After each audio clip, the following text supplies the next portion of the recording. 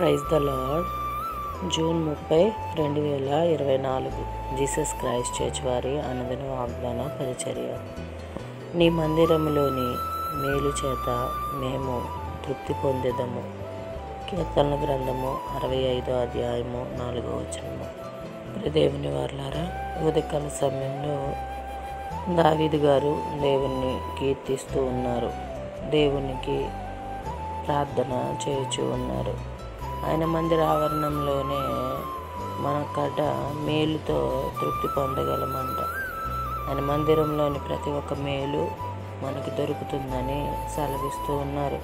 ఎందుకు దొరుకుతుందంటే, మనము చేసిన ఒక తప్పిదములు, మనము చేసిన ఒక అతిక్రమముల నిమిత్తము ఆయన సిలువలో ప్రాణత్యాగము చేసి ఉన్నారు.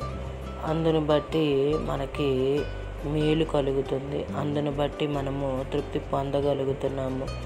ప్రతి దినము కూడా దేవునికి ప్రార్థన చేసి, దేవా, నా నిమిత్తము నువ్వు ఆ కల్వరిగిరిలో యాగమైపోయావు, నా నిమిత్తము నువ్వు అనేక శ్రమలు అనుభవించావని దేవునికి మనము ప్రార్థన చేసినట్లయితే మనకి ప్రతి ఒక్క మేలుతో ఆయన తృప్తిపరుస్తానని సెలవిస్తూ ఉన్నారు.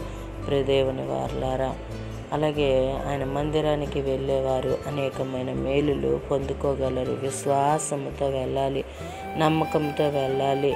దేవుడు నాకు ప్రతి ఒక్కటి ఇస్తాడు, ఆ సమస్యల నుంచి గట్టెక్కిస్తాడని ఒక ఆశతో వెళ్ళినట్లయితే ఆశని తృప్తిపరిచే దేవుడని సెలవిస్తూ ఉన్నారు.